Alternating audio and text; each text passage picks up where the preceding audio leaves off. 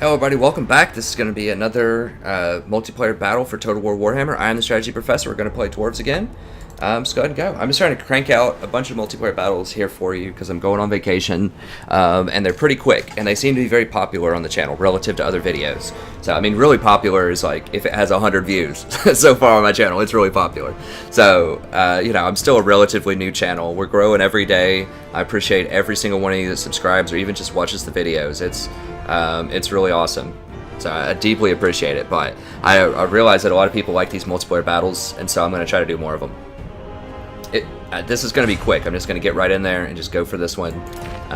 Just to play one more, I'm going to go with the same composition probably that I have been doing in the last couple of videos. If you want to know why I choose this composition, I'll talk about it really briefly. But I go into great detail, well, about probably 15 minutes of detail in episode number 5 about what I think about the new patch, what I think is strong, what I think are good possibilities with the Dwarves. So do check that out. I think that this patch is very, very good for Dwarves. I'm very excited.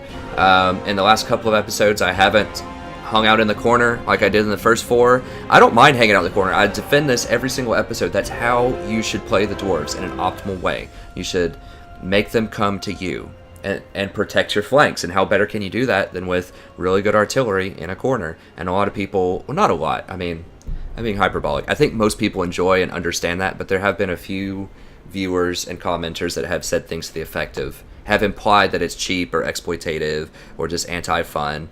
And my response to that is, I think it's anti-fun to have ward sniping. And also, they're designed, and this was the only thing that I could do last patch that didn't involve ward sniping that I thought was effective.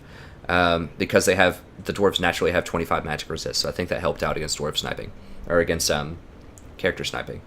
But anyways, I think it is a viable strategy, but I am going to not do that this time. I am still going to hang out in the back probably, but I'm not going to hang out in a corner, because I know there are some viewers that would be... distraught is probably a strong word, but annoyed if they saw me hanging out in the corner. Although I think it's perfectly fine. I think if you're playing Dwarves at an optimal level, like if you're playing them competitively, or you're really trying to, make it up the ladder, whatever kind of ladder they have for this multiplayer, you should protect your flanks. And the way to do that is with corners. So do that if you're being serious, but just for the viewership, I'm going to try to not do this. So I'll explain my comp a little bit while we're loading up here. Basically, I have 2 buffs on Thorgrim and the rune thing that give +8 melee attack each. That's +16 melee attack. So I've transitioned into White Wizardry. There's no way he has Lore of Light, right? I didn't think that Chaos could get that. I don't know. Anyways, maybe it just tells you random things now. I think they said they're going to do that where it didn't give you information about what the enemy had. Hopefully I don't lag too much here. We'll see. The last episode didn't lag, I don't believe. I am uploading an episode right now. But traditionally I don't really lag even if I'm uploading. But we'll see. We'll see. But yeah, my composition is... predicated upon getting that +16 in melee attack that you can get now with buying those items with both Thorgrim and the Rune Master. So that makes Dwarf Warriors way, way more effective, cost effective. They get a massive boost because they're your unit that has some of the lowest melee attack on your entire roster, and so they get a huge percentage. We're talking they're going to deal almost 75% more damage. Like, it is a lot of extra damage, maybe even more than that. It's a lot of extra damage. And so they become very, very cost efficient. So I no longer have to get the Longbeards like I have in past campaigns. Or past videos. So I think that that's very powerful. So I go with a lot more Dwarf Warriors. And then we have just kind of a similar composition to what we had before in the first, all of the previous videos, which is you want to control the skies. So you want to make sure you have good missile units. And you also want to make sure that you utilize gyrocopters very well. It says waiting on other players. Now, I don't know if this is... and the seconds keep restarting. Those are my units. Okay. Alright, let's see if we can get in here. Hopefully it's not. If it lags, I'm not going to post it up, and then I'll just wait until the upload finishes. But I think I've already done one other video while I was rendering, and it wasn't too laggy. So you still want to start in the back, obviously, because you're going to have, I'm probably going to have missile superiority. So I still want to start in the back here, but I'm not going to run into any of the corners. But you definitely want to be in the back. Now, if he's smart, he's going to run up through these trees, and that's going to minimize my artillery, and so that's problematic. But you don't want to fire through trees if you can at all help it. You want to make sure you have a good sort of arc range. Because trees can block your missiles. It's realistic like that. Now, I will still be able to get vision of them, I think, in the woods, because I can fly over them with the gyrocopters. But this is your marquee unit. Like, this is the best thing on your roster, by far. So you want to play around gyrocopters. You want to have, I just run 4 of them. You could run more if you wanted to. But you definitely want to play around them and support them. So that means you need things that are going to be anti-air, because if they have a good flying lord that comes up and attacks you, that's a #1 way that you can lose them. Thorgrim. I'll just put a couple here. So I used to have a Slayer in this. I did that in episode 5. But I just think that I have enough firepower already. I'm not really worried about doing damage. I just want to be able to hold the line. Okay, so we're just going to hang out back here. I will put these guys up ahead a little bit, so they get some nice clean shots, and I can retreat with them. And I want to put these up front as much as possible just to get some good scouting in there. And I'll make these guys group 2. So as I explained in the last video, the best composition you can have is Chaos against the Dwarves, I'm pretty sure, involves having a ton of cannons and a ton of those axe-throwing people. Let's see. Okay, cool, I like the Dragon Ogres. When I was playing a Chaos campaign, these were the things that I would run with. That was my favorite Legendary Lord. Okay, so they do have axe-throwers, so I need to stay away from them.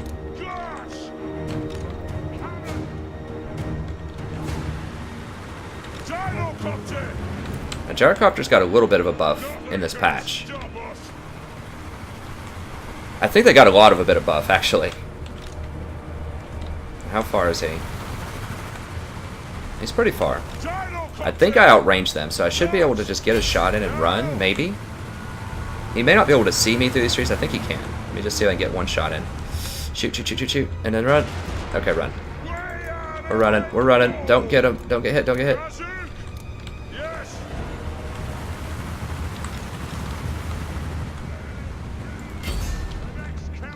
Okay, so we're going to wheel a little bit here.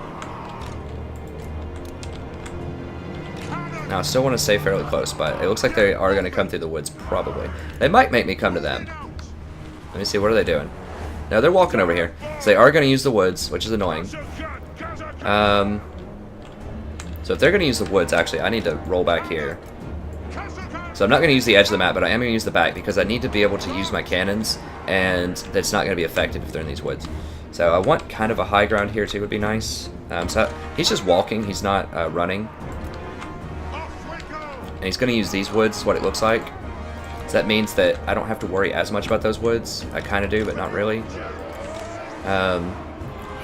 He shouldn't know where I am. He might know, but he doesn't have units that are actively up here scouting.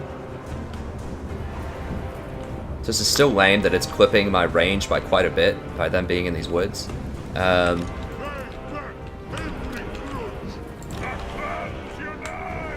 But he's playing it well. He's playing it well. He's doing well so far. I would love to pick off some of those dragons, ogres. Now, Slayers would be very good against the dragon ogres. So, oh jeez, what is this? What is this?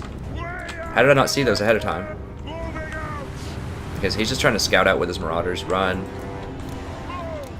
Okay, I haven't taken any hits from them yet, I don't think. Okay, so even though I'm flying, I still can't see over it. These ogres are a problem.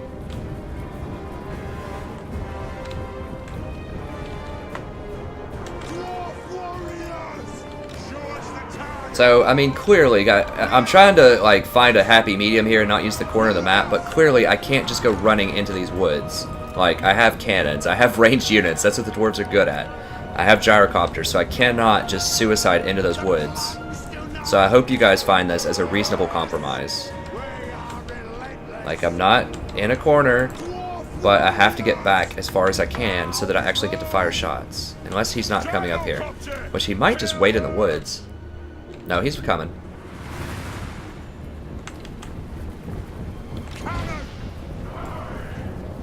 And you might say, oh, well that, you know, people could say, oh, it's exploitative using the woods.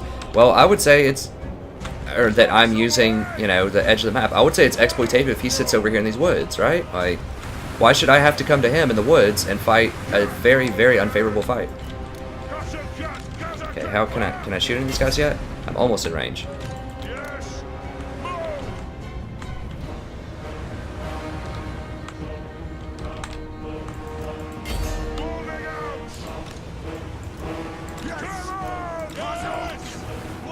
He's coming, right? Is he serious? No, he's walking. Okay, I was about to say, he better not just, like, sit in those woods. That would be... So I don't know why the onus is on me. Like, why do people think that I have to be the one that has to go out and fight, you know?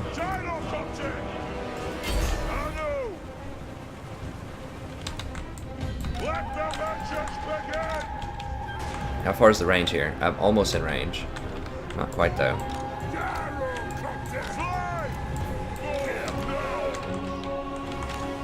Alright. I think we have a pretty good way out here.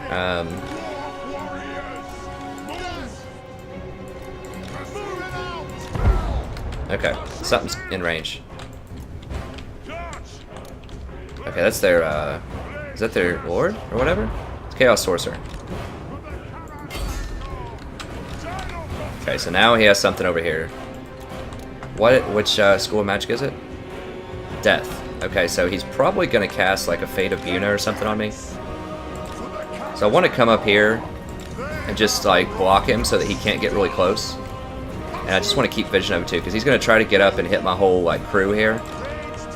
But he's not gonna be a good fighter, I don't think.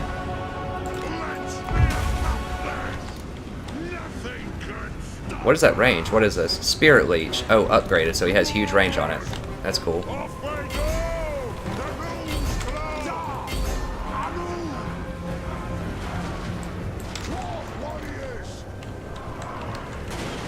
So he is going to hit me with a lot of axes, but I'm getting to hit him with a lot of stuff too. Okay, so it did do some damage to Thorgrim, so he is trying to Spirit Leech me. Alright,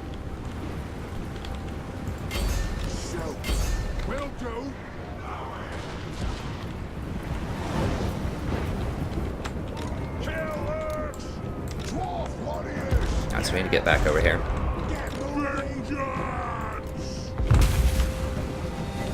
What is he casting over there? I don't even know. Alright, let's light these up. What are these? Great weapon. Okay. God, it's so sleazy. Like, alright, I have to get like out of range. So I have to be like way, way over here.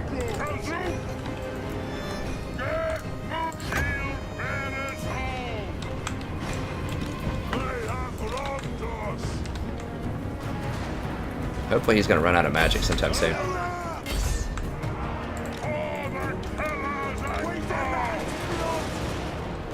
Those troll torpedoes, this is gonna be sweet.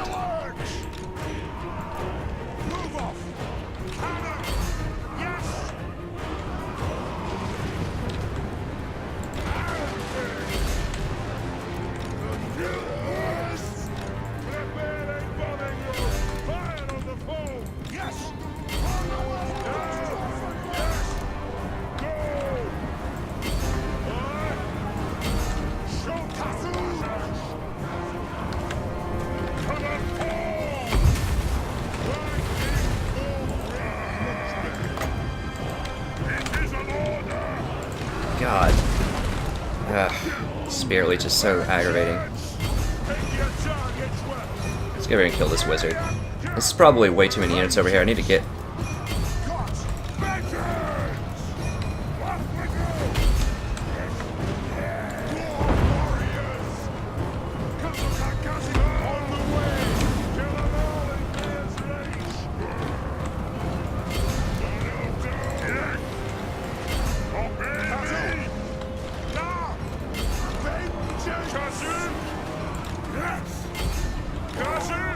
I'm gonna get over to this side, flank around and shoot him in the back.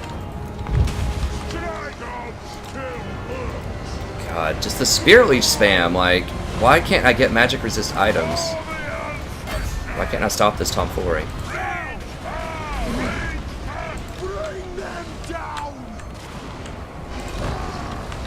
God. I need to go snipe that wizard out just so that he can't, like, mess with me anymore.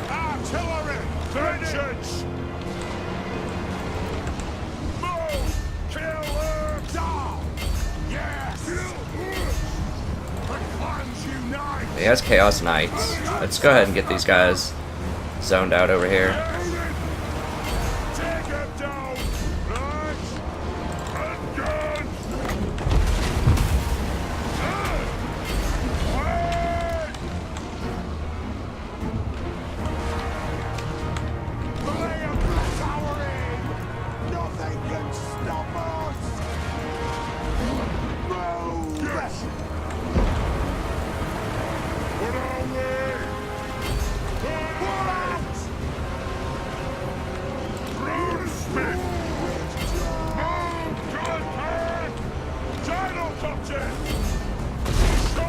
I need to snipe that ward out. I can.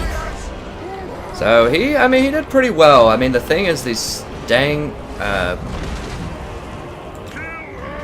guy, get over here. I said to kill him. What are you doing? Like, these controls are so wonky. Like, dude, why is my guy not going over? Like, am I pressing the wrong button? Hey, Thordrim, like, walk away. I know you're not, like, caught in anything here.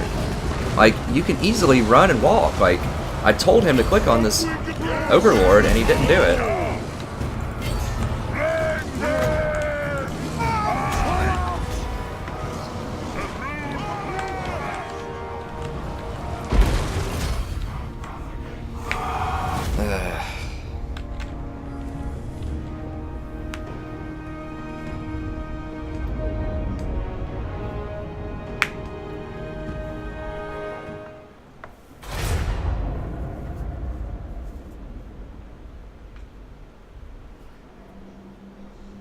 So I did need Slayers for that one. And it looks like Spirit Leech is still in full effect. So that's pretty disappointing. I mean, the Gyrocopters were really good. Looks like the Dwarf Warriors actually killed like more than most of these units. I mean, it's entirely possible. I mean, I guess against Chaos, there is a possibility that I should go for Quarrelers because they don't have very high armor anyways, and they have more range.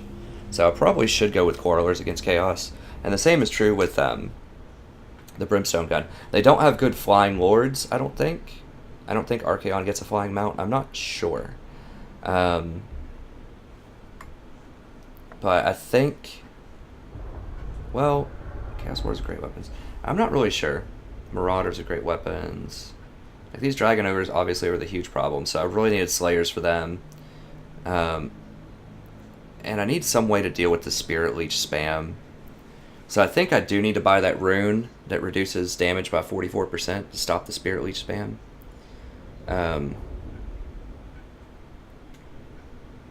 Because blocking half of that damage would be pretty sweet. The cannons weren't really that good here. I mean, maybe I could try just a rethink strategy and just like not even use cannons or artillery with dwarves. I know it sounds crazy, but I could just use something like Quarrelers and Thunderers and just walk up and just support the Gyrocopters. Because these cannons are good and everything, but I don't know. They underperformed this battle for sure.